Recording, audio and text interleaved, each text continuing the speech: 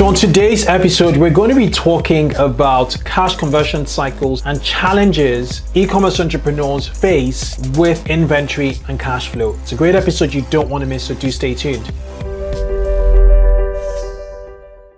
Hi there, it's Kunle, the host of the 2X e-commerce podcast show. Welcome to the podcast. Now, this episode you're about to listen to is an interview I had with Sean De Clercq, who is the founder of a crowdfunding platform for funding inventory called Kickfurther. Now, what Kickfurther does essentially is if you, as a direct-to-consumer e-commerce business, is looking for funding for your inventory, you go into the marketplace, you create a project essentially, and you get ordinary folk like you and I essentially to fund that inventory, order. And then that essentially will cut down cash conversion cycles, potentially, essentially help you sell more in the sense that you will get more inventory, shorten your reorder cycles, and just focus on your marketing moving forward.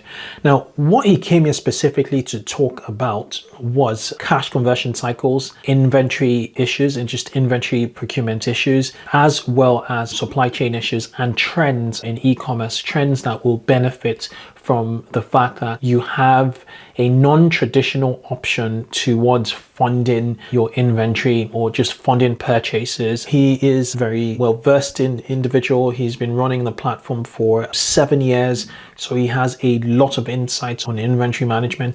And what I'm seeing in general in 2021 essentially is just the growth of fintech, just fintech solutions in the e-commerce ecosystem. If you just want to know a bit more about challenges in inventory and how to overcome those challenges, one of the tips he gave, once you've built trust with your suppliers, why pay upfront? Why not shorten your cash conversion cycles by finding or by negotiating, better deals with your factory? It is an option, and I've seen it executed quite well with a few e-commerce brands. If you haven't already, remember to subscribe to this show on iTunes, Google Podcasts, Spotify, and even YouTube. Support this show. Before I let you go, I'd like to give a shout out to our 4 sponsors.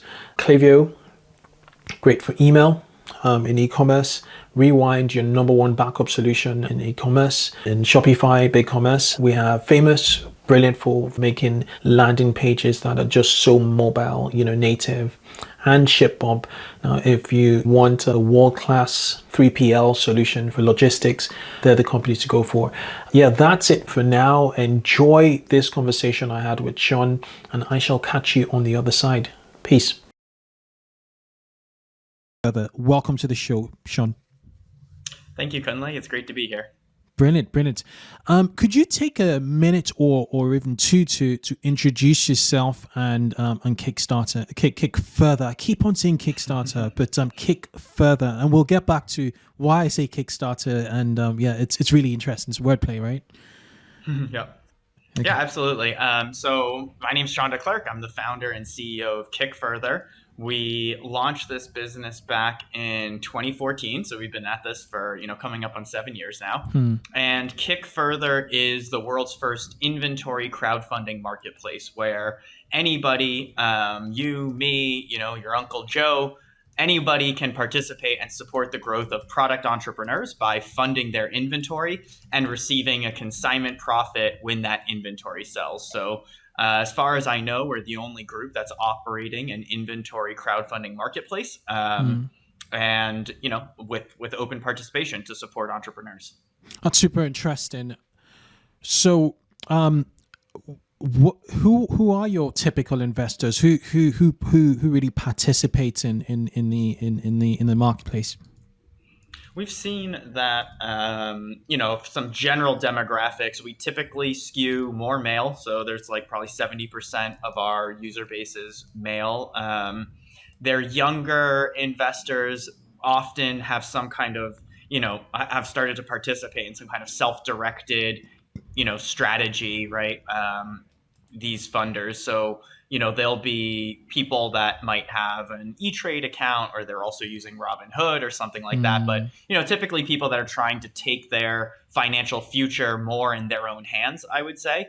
And there's a decent there's a decent concentration of people who have run and exited their own e-commerce companies, and now they view this as a great way of giving back while continuing to make some profit on their exit. Okay, makes sense. Now, obviously, when you go to a platform like Kickstarter, it's pretty much a pre-sales platform. Inventory does not necessarily need to exist. Essentially, you're selling an idea or you're selling a prototype, essentially. My takeaway from Kickfurther, based on what you've just said and our conversation prior to recording, is Kickfurther is essentially Kickstarter, a step after Kickstarter, where you have the orders come in, or you have a big order coming from Walmart, for instance, and you're essentially funding that order, which could be, net 120, typically net 90, net 120, so as to, get the goods with your customers on time and, potentially, get more repeat business off the back of your performance and, get your business going. What are the average sort of deal sizes, on Kickfurther? And did I make sense, or did my explanation hit the nail on the head? Yeah. So pretty much exactly. I would say the key difference between what we do and what rewards crowdfunding platforms do, Indiegogo, Kickstarter are the two biggest. Is on rewards crowdfunding, you're expecting to take delivery of the stuff you fund, right? So if you fund a WYSIWYG, I expect that when it's produced, I'm going to have that delivered to my house, right? And I'm going to get it ahead of other people. The key difference is with Kickfurther, you can fund the WYSIWYG, but that WYSIWYG is going to get delivered to somebody else. And it's placed on consignment with the business. And when the business sells the WYSIWYG, they pay you back plus a little consignment profit, right? That's the between 1% to 2% a month consignment profit is typical. What we see on our platform is our co-op sizes, their consignment opportunities, so we call them co-ops, are typically about $100,000 now. So we're looking at about $100,000 of inventory. And the one other point of clarification I would add is, Kickfurther funds the inventory, the physical goods. So we don't. It's nice if you have a purchase order from Walmart, but it's not required, right? You can be selling direct to consumer. You can be selling, to distributors or through Amazon. That's one of the differentiators of Kickfurther compared to. It's not just you. Kickfurther compared to some of the other competitors or AR factoring or other stuff like that you see on the market. Okay, makes a lot of sense. And how many investors will typically fund a 100K, inventory, funding campaign? It depends on the deal. Like we have some of our businesses where, so our users can take up to a maximum of 5% of a deal in the first 24 hours that it's live. So some of the businesses that have been on our platform for a while have these, super loyal cohorts of followers that as soon as they put a deal up, maybe there's like 30 people get into their deal, right? Because everybody's pretty much trying to take the max. For newer businesses that come on that haven't had as much of an opportunity to build that following, you might see an average ticket of $500 or $1,000. So maybe, 1 to 200 people participating in a $100,000 deal. 1 to 2 people. Okay. 1 to 200. Sorry. So okay, about 1 to 200, $500 to $1,000 participation. Wow, okay. So the risk is really spread, then. Okay. So from an investor standpoint, because I want to sort of thrash out the technical bits, and then I think I'll ask you a few, very specific questions around cash flow issues. But from an investor standpoint, what are kind of like what would attract me to a project? What attracts me to project A versus project B or C? What are the markers besides me having funded a business in the past and it's said what it would do, which is give me back my return? What are the things do investors pick on a listing that really attracts them and says, okay, we're going to support this project? I think we have, thousands of users on the platform. So to speak for all of them is kind of impossible, right? They all have different appetites and different attitudes about what attracts them. So what I can say is that a few of the trends that I've seen for our users is one question that I think all of our users should ask, and I encourage, is to say, hey, is this a product that you would use or you could see yourself or your friends using, right? And is it a product that you would be happy to take delivery of? Because with the way Kickfurther works, if the business is unsuccessful at selling through the inventory, there is a chance that you can take delivery of the inventory that you funded, right? So is this something you would use? Is this something that you could see yourself giving away as a gift if you wanted to take delivery of it? I think that's a good criteria.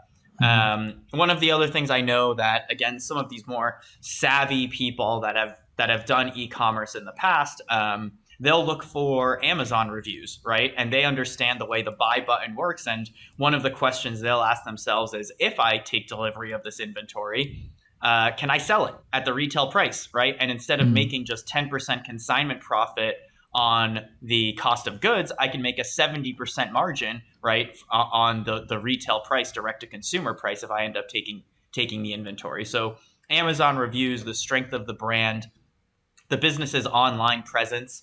And then I've even seen users that'll say like, oh, I know this brand, right? They're in my local grocery store, so I funded it, right? So it can be like almost any of those reasons. Or if it's something that appeals to them, it's a cause they want to support, it's eco-friendly, organic, sustainable supply chain, I do think that there is a consciousness around funding businesses that align with your own beliefs. Yeah. It's incredible. It's incredible. I've just seen a company based out in San Diego with a London heritage on your site. It's called Mason De Clercq Incorporated, and they sell candles, and they were founded in London, but they're based in San Diego. It's just interesting in terms of like the use cases on the platform. Okay, so I want us to jump into cash flow issues. What kind of cash flow issues do like e-commerce entrepreneurs face? What are the challenges, especially direct to consumer e-commerce businesses? And should we touch base on that first? What you're seeing? Yeah, I mean, so for us, it's the classic, which is, in my background, I used to run a merchandising company, so we encountered this as well. And it's not just e-commerce, it's pretty much any business that sells physical products. E-commerce is big now, but the number one issue that we see is factories won't extend credit to entrepreneurs that they haven't had a significant relationship with, right? So when you're buying from a factory, you pretty much have to pay the factory a deposit, 30 to 50% is typical. And when you pay that deposit, you just book a production slot. Then it takes them a month to produce the inventory. You have to pay the balance, so that's the other 50% there. And then it takes a month to ship the inventory, right? And even if you're selling direct to consumer, it can be 2 months between when you have to pay for something until you actually get it and receive it in your warehouse, and you can start selling it and generating revenue, right? And so you can imagine if you're buying $10,000 of inventory and you expect that to generate $20,000 of sales, but you don't have $10,000 of cash, what do you do, right? And where do you go? And that's where Kickfurther comes in, or some of the other funding options, right? Like equity funding or taking on debt, or some entrepreneurs put it on a credit card, So it really depends on what people have access to at the time. Yeah, makes sense. Which brings me to this cash conversion cycle. What from a cash, could you define what a cash conversion cycle is, and then what are the sort of typical what typical turnaround entrepreneurs should expect from a cash conversion cycle, and then we can take it from there. Yeah, so I mean, a cash conversion cycle is essentially, how long does it take for you to change your cash into capital and for it to turn back into cash again, right? So in the case of an e-commerce entrepreneur, you put in $10,000 of cash with a factory. It takes 60 days to turn into $10,000 of inventory. And then maybe it takes 4 months for that $10,000 of inventory to turn into a $20,000 of revenue, right? Turn it back into cash. And now what you've looked at is 6 months to generate $10,000 of net revenue, since your cost of goods is $10,000. And you don't have that cash available to you until month 3 or 4, right? Once the inventory starts to sell. And so, that cash conversion cycle is what makes it very challenging to grow a product business, because you can imagine if your sales are going up and to the right, and you're going from $10,000 purchase to a $20,000 purchase, the revenue is always coming 4-6 months later, right? So if you're in a growing product business, you always need to fund more inventory than the last sale of inventory, got you the net revenue, right? So it just creates this constant hiccup to growth unless you have some kind of inventory finance solution, right? And that's what we see, is that entrepreneurs that don't have an inventory funding solution, they just grow more slowly, right? So they fund $10,000 of inventory, they sell it for $20,000. Then they know that they've got, let's say $30,000 of demand, but they only have $10,000 of cash. So they only fund $10,000, right? And so they're instead of doing this, right, they do this because they're limited by how much financing they have available to them. They're sold out, and then they sell out. The worst is Amazon, listings that run out of inventory pretty quickly, and then they're scrambling. And time is time, really. Once you get the slots, hopefully the factory is not booked out, and then you need to reorder again. It needs to go on cargo or ship, air freight or ship, which would be more expensive. Yeah, it's so you really need to. So essentially, what you're saying is you really need to get, once you're sure about your marketing and your customer base, you really need to get as much inventory in as possible, in order to essentially not run out of stock and actually even reduce your cash conversion cycle. Yeah. And, one of the things I'll say is that with the way e-commerce works is that customers aren't patient anymore, right? So so if you're selling soap and you're stocked out, they're not going to wait for you to get, your stock back, right? They're just going to buy soap from one of your competitors. And so the stats, something like 87% of consumers just buy a competing product if their preferred brand isn't in stock, right? So the cost of running out of inventory is very high. And this is, particularly true if you've got like unexpected good news, right? So what we see is when businesses don't have access to financing, they run really, really tight inventory turns, right? So they buy 6 weeks of inventory because that's what they know they can afford. And, so they kind of keep their stock low because there's this carrying cost, right, to having inventory sitting on your shelves, right?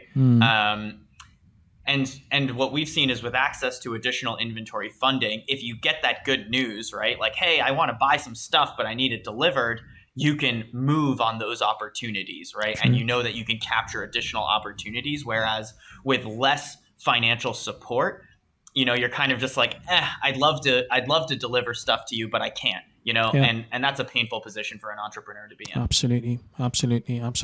And it's a flywheel effect, which really starts from inventory, once you have your market locked down. Okay. It's almost like it starts from access to financing, because the other thing too, I'll say, is that if you have to buy 1 month worth of inventory, like every month to run your business, your factory and your manufacturer isn't going to give you very good rates, right? They're going to be like, oh, this guy buys $5,000 a month from us, right? Like, who cares? But if you're able to say, hey, I want to buy 30 grand, right? 6 months of inventory all at once, you can often use that increased volume to command a lower cost price. And then if you have a lower cost price, that opens up additional wholesale opportunities for you, right? And so it's like, it's one of those things where it's like, oh, if you get the financing, if you have the funding in place and it's there early, it opens up lots of additional opportunities for a product business as it continues to scale. Absolutely. And then you give your investors 1 to 2% return on the platform. So when do you start counting the 1 to 2% from the fund date, or what's the timeline for the when does 1% start occurring? 1 to 2%. It's pretty much once the inventory is funded. So what we see that our businesses do, funding on Kickfurther super fast. So you can come to Kickfurther, you'll know whether you're funded within less than a week. So we do try and move pretty quickly for our businesses. But what we see is typical is that businesses come to us when they have a funding need, typically about a week or 2 weeks before. We get them funded, and then pretty much as soon as they're funded, we have to pay their factory, right? Because we've started that deposit, the production cycle. So you pay on their behalf. So they give you the details of the factory. Nice. Okay, makes sense. Yeah, exactly. So that's one of the things that we've identified as a additional little protection for our community of users is if we can pay the factory directly, that's a good situation for us. What we do sometimes is we'll reimburse businesses as well. So they'll say, hey, I just paid my factory a 30% deposit. Here's the receipt. Can I get a reimbursement for this inventory? So we'll do that sometimes as well to meet entrepreneurs where they are. Okay. Well, what are the platform cost? So for the entrepreneurs? No, to you guys. How do you guys what do you charge? What so let's say So Kickfurther earns a flat 5% funding success fee. So that includes all transaction costs, right? It's a flat 5% fee, and the cost is only incurred when a business is successfully funded on the platform. So in that way, we're totally aligned with our businesses. We don't make any money if they're not successful in getting their inventory funded. And for our users, we charge a 1.5% withdrawal fee, so no cost to use the platform up until the point that you start getting paid from the businesses, and then we take a 1.5% withdrawal fee. Okay, so it's really on the onus of the the retailer, or of the retailer to raise funds to return the monies as quickly as they can, so as not to incur cost over a long period of time. So they really need to be on top of their marketing, essentially. Yeah, I would say setting accurate expectations is great. But I do think one of the strengths of Kickfurther, because when you look at like the cost of doing multiple freight shipments or shipping LCL versus FCL, full container loads, right? There's a lot of costs that can be reduced if you purchase more inventory, right? Even the quantity discounts we mentioned. So I do think that you see one of the trends that I see on Kickfurther is businesses that come to us with like 2 to 3 month inventory cycles will often have a longer inventory production cycle, because paying another 3 or 4%, right, to be able to buy 6 months of inventory versus 3 months of inventory has a bunch of downstream effects that can often return much more than the 3% cost the business, right? Yeah. And I'm also thinking that Q3 must be the busiest period on your platform. Q3, right? Yep, exactly. Yeah, we're roughly 1 quarter ahead of the retail frenzy. Yeah, makes sense. Right. I think it's what other trends are you seeing from an inventory standpoint, particularly in relation to D2C and e-commerce? What kind of feedback are you getting on the platform? That you think listeners should be should know about? Well, so I think that I've been paying great attention to this whole retail revolution that's been happening. I don't know if you've been watching the whole empowerment of the retail regular people, the GameStop news and all of that, which I think the power to the people, right? Which I love that. And so that's philosophically something that I've been barking up that tree for 7 years. Our tagline on Kickfurther used to be "Join the retail revolution." We changed it a year ago because nobody knew what it meant. And now, of course, that's every headline. But so that's one trend that I think is super interesting. I think you're going to see more and more support and more options for regular people to participate in industries that have previously been, completely closed to them, right? And that's the reality of what we're doing at Kickfurther as well. Is it's not like we're the first guys that came up with the idea of, oh, hey, funding inventory could be really, really good, right? There's been big organizations taking money from accredited investors that have been filling this role for a long time, right? AR factors and banks providing small business loans and merchant cash advance and whatever else. What we're doing is we're really opening that up for other people, for anybody, right? You, me, anybody to participate in. So I think that that's a trend that I'm hoping will provide a nice tailwind to what we're doing here at Kickfurther. And then the other thing that I've been paying attention to that I think is really interesting, and I hope I think your audience would be interested in as well, is the trend of people buying up e-commerce companies. So, there's this group Thraz.io that has been making waves, and they, what I've heard is they pretty much buy e-commerce companies at 3x revenue. And so, like, to kind of know that there's an exit path available, right? Like, it can give you something to build to and can kind of focus and align the entrepreneur of like, hey, if I get to X, then I know that I have outcome Y, right? And that kind of clarity, I think, can be very valuable. So I would encourage people to initiate conversations with potential exit partners, right? And to understand from them, what do you have to do for your business to make it a very attractive acquisition? I think there's some real opportunities there as well. And of course, Kickfurther is happy to help along the way. Incredible stuff. Because what you're saying essentially is we've had yourself, we've had people like Clearbank who finance marketing, and so what you're saying is there's an opportunity essentially to launch 8-figure businesses, 10 million plus businesses in a short amount of time. Right, let's start here. We have Kickstarter, which you could do a pre-launch. We have performance marketing, Facebook, which you could use to test the market. You could bring it to market. You could get pre-orders if you want to. We have Kickfurther to finance inventory larger. So let's say you have like a pre-order of, let's say $250,000, and that's going to be like $100K in inventory. You could say, okay, you know what? Let's double down and get $300K worth of inventory with the pre-orders, and let's get some finance from a platform like Clearbank to double down on marketing, and within 3 or 4 months, you're selling more, you're growing faster, and you could exit quicker if that was your plan. Yeah, exactly. And and like what you've seen in the last few years is there's just more and more tools coming out to support entrepreneurs. Yeah. So that to me it's a very exciting time to be in the industry of e-commerce, fintech, marketplaces. Yeah. I'm speaking to a lot of fintech companies now in that are serving the e-commerce world.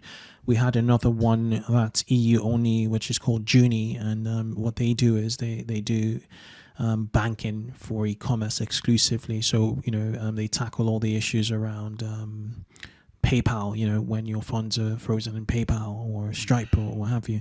Anyway, That's for another topic. But like, this is incredible stuff. I didn't really realize a platform like Kickfurther exists. And this is super, super interesting.